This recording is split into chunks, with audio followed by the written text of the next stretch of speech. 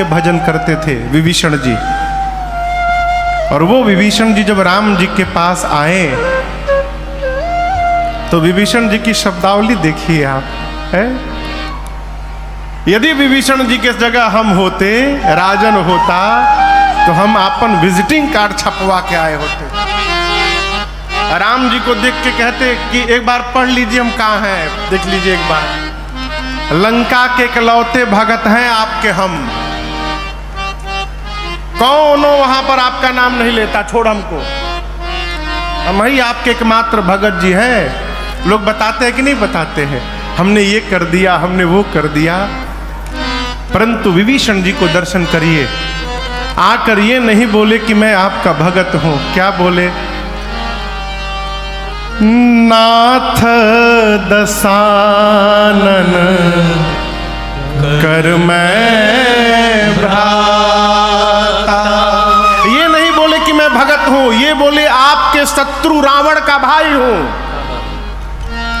आपने रघुनाथ जी संकल्प लिया है, सौगंध लिया है कि धरती से निशाचरों को समाप्त करूंगा, उसी निशाचर कुल का मैं भी हूं।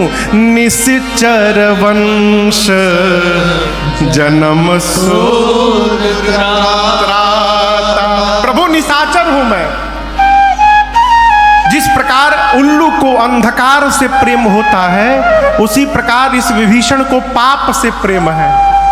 सहज पाप प्रिय तामस देहा, जथा उलू कही तब पर नेहा। विभीषण जी बोले प्रभु हम पापी हैं, हम निशाचर हैं। राम जी बोले अब क्या, तो फिर यहां कैसे आ गए आप? बोले प्रभु सुना था मैंने आपके बारे में। क्या सुना था? श्रवण सुयस सुनियायऊं,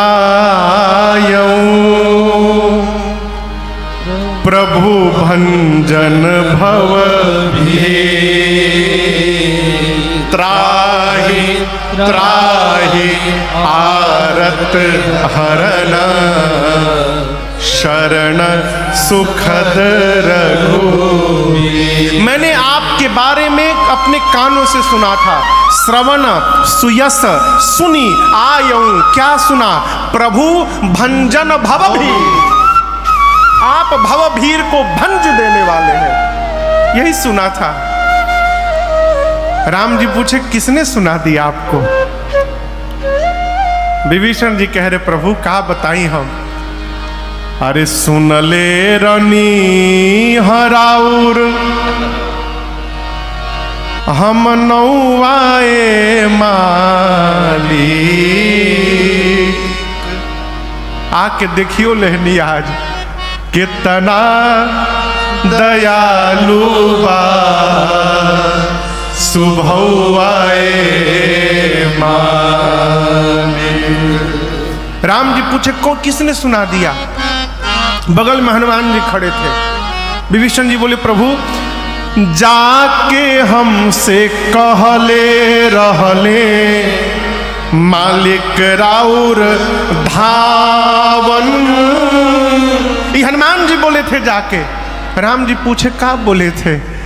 अरे रौरे नौआ जपी के केतना, पतित भइले पावन।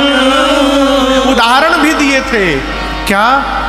अरे कागदेव कहा गईले, एगो कौआए मालिक, कितना दयालु सुभौआए मालिक। ये आत्मनिवेदन है। भगवान के सामने समर्पित हो जाना, ये हमारे मन को निर्मल बना देता है। और याद रखिएगा, आत्मनिवेदन करने के भाव आते के साथ ही मन निर्मल होगा, क्योंकि बिना मन निर्मल हुए भगवत शरणागति होने वाली ही नहीं है।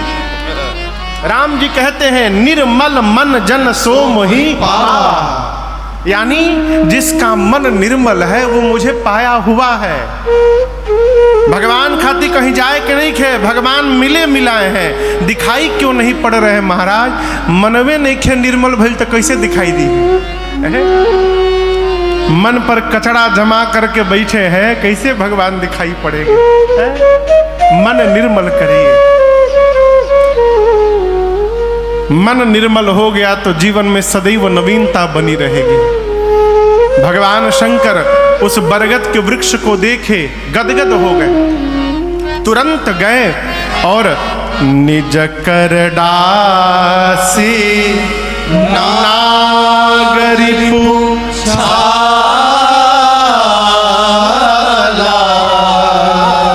बैठे सहज ही शंभु कृपा,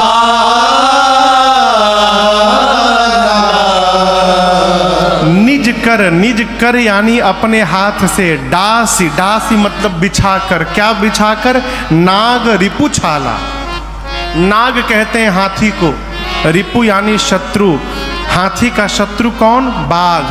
बाघ के छाल को यानी बाघंबर को अपने हाथों से बिछाकर और बाबा उस बरगद के वृक्ष के नीचे बैठे। अब यहां पर एक प्रश्न है, क्या आसन बिछाने के लिए कोई गण नहीं थे वहां पर? गण तो होंगे ना बाबा के, गणों को बिछाना चाहिए। इसके कई भाव महापुरुषों ने दिए। मैं आपसे एक दो बात निवेदन करूं। पहली बात, भगवान शंकर यहां पर जगत को संदेश देना चाहते हैं कि जो साधना के पथ पर आगे बढ़ना चाहता है उसको सबसे पहले आत्मनिर्भर होने का प्रयास करना चाहिए। हमारे किसी व्यवहार के लिए यदि हम दूसरे पर निर्भर हैं तो हम कभी भी अपने लक्ष्य को प्राप्त नहीं कर पाएंगे।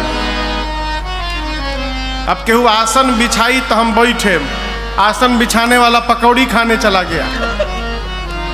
भारत का अंतिम मुगल शासक कौन था? बहादुर शाह जफर द्वितीय। उसका नाम था बहादुर शाह जफर द्वितीय। अंग्रेजों ने धावा बोला उसके महल पर, उसको बंदी बना लिया। कैसे बंदी बनाया मालूम है? जब अंग्रेजों ने हमला किया तो उस समय वो सिंहासन पर बैठा था। उसके जितने सिपाही कर्मचारी सब भाग गए, वो नहीं भागा। कहीं नहीं भागा? जूता पहनाने वाला कोई नहीं था उसके पास। अब अपने हाथ से कभी जूता पहना नहीं है, हमेशा सेवक जूता पहनाए हैं, और जूता पहनाने वाला सेवक अपन जूता पहन के भाग लिया। राजा बैठे कि केहू जूता पहनाओ तो हम भागे, उसी में बंदी बन गए। जीवन में जितना हो सके आत्मनिर्भर रहिए। हम अपने व्यवहार के लिए दूसरे पर आश्रित न रहें। छोटे छोटे बच्चे हैं घर में, उनको बचपन से एक काम सिखाइए। सवेरे जब सोकर उठे तो सबसे पहला काम करे, जिस चादर को ओढ़ के सोए थे उस चादर को अपने हाथ से चपेटना का स्वभाव बने पहले। जो अपने रात को सोए हुए बिस्तर को नहीं ठीक कर सकता, वो जीवन को क्या खाक ठीक करेगा? बाबा अपने हाथ से बाघंबर बिछाएं बैठे। इसका एक दूसरा कारण ये भी लगता है कि भगवान शंकर ने ऐसे समय का चयन किया बैठने के लिए कि जिस समय वहाँ कोई गण न हो। क्यों? भगवान शंकर त्रिकालदर्शी हैं। बाबा जानते हैं कि जैसे मैं बैठूंगा पार्वती जी आकर बैठेंगी और आज अपना संशय प्रकट करेंगी। गणों के सामने पार्वती यदि संशय प्रकट करेंगी तो ये गण क्या सोचेंगे? भवानी होने के बाद भी इनको संशय है। तो मेरे पार्वती के विषय में गणों के मन में कोई अन्यथा भाव न उत्पन्न हो जाए, इसलिए बाबा ने ऐसे समय का चयन किया कि जिस समय वहां कोई गण न हो। बाबा बिछाए, अब बैठे सहज ही शंभु कृपाला। भगवान शंकर सहज होकर बैठे गए। जीवन में सहज हो जाना बहुत दुर्लभ अवस्था है। मनुष्य सब कुछ हो पाता है, सहज नहीं हो पाता। और याद रखिएगा, जो जितना सहज है उसके जीवन में उतना अधिक आनंद है। हम आदरणीय शशि भैया जी को पिछले 2-3 वर्षों से जानते हैं, 2 वर्षों से। इनसे जब मैं बात करता हूं तो मैं भी सोचता हूं कि क्या इनकी तरह मैं भी बोल सकता हूं धीरे धीरे, है?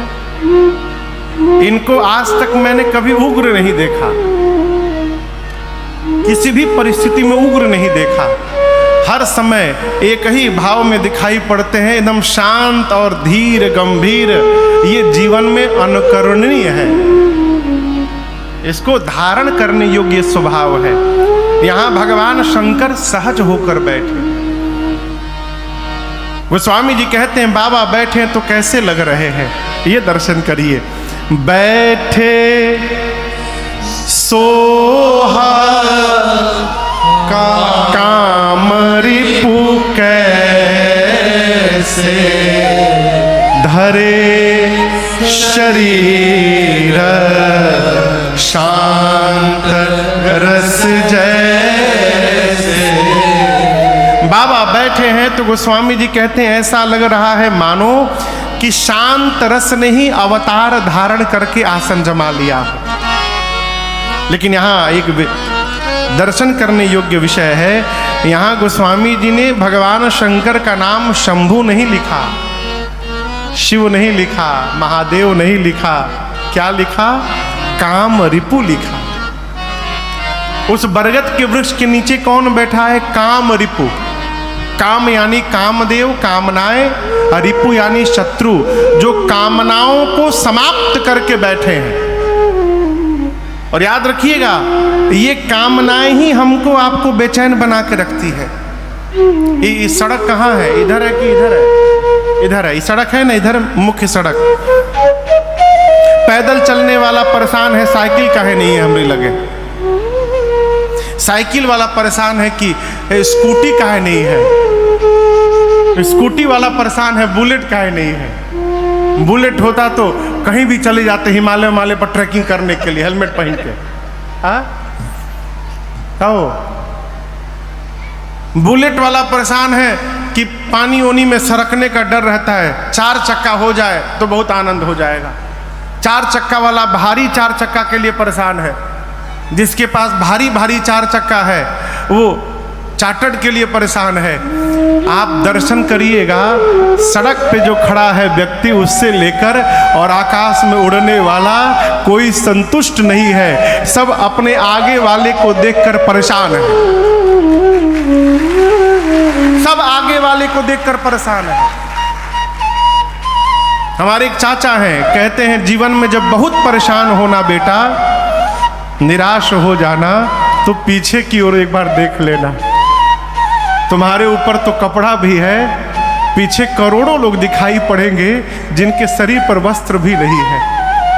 पीछे देखोगे तो तुमको अपनी स्थिति का अवलोकन करके आनंद की अनुभूति होगी। भगवान की बड़ी कृपा।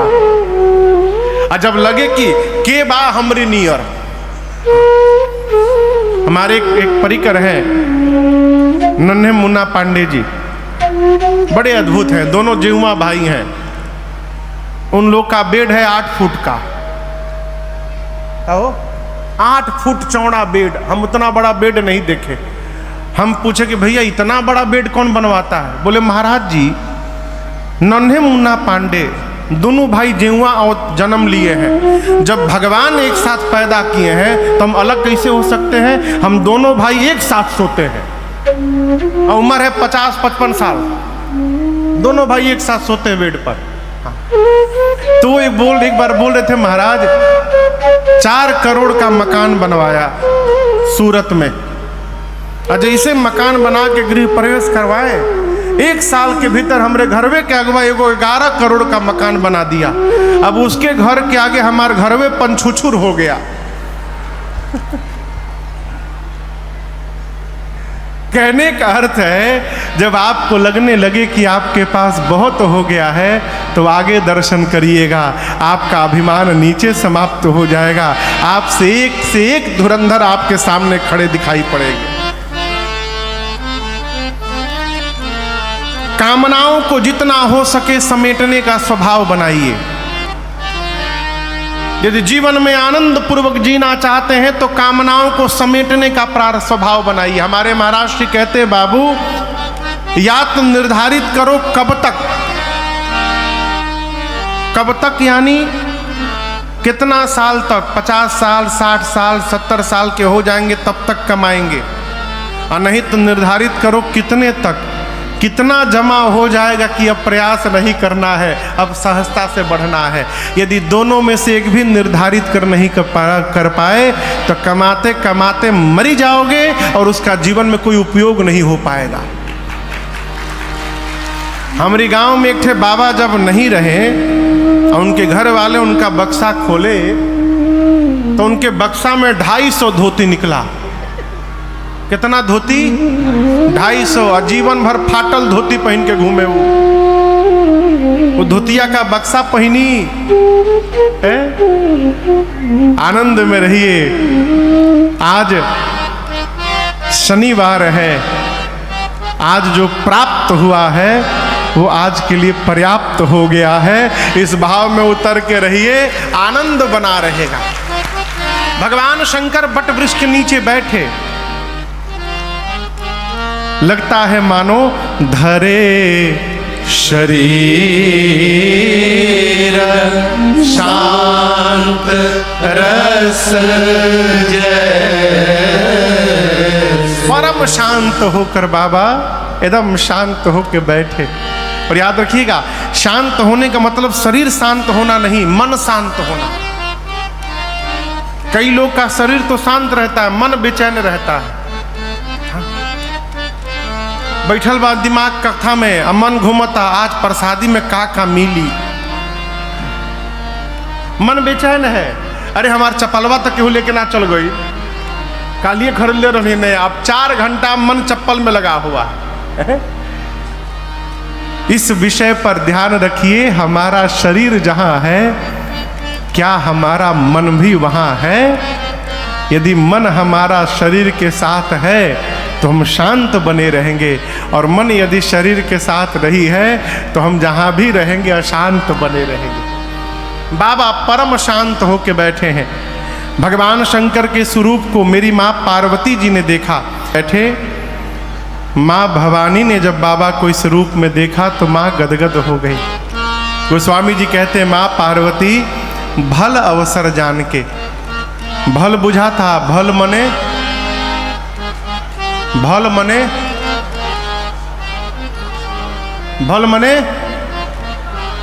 नीमन, नीमन भल मने सुंदर, बढ़िया, नीमन, अच्छा। भल अवसर जानकर मेरी माँ पार्वती दौड़ कर गई बाबा के पास। भगवान शंकर ने माँ को जब आते देखा तो गोस्वामी जी कहते हैं, जानी प्रिया आदर अति कीन्हा, और बाम भाग आसन हर दीन्हा। अपनी प्रिया जानकर बाबा ने यहाँ पर मैया का बहुत आदर किया है और अपने वामांग में प्रभु ने स्थान प्रदान किया। कल जब सती मैया गई थी तो बाबा ने सामने बिठाया था, आज पार्वती मैया को बाबा ने वामांग में बिठाया।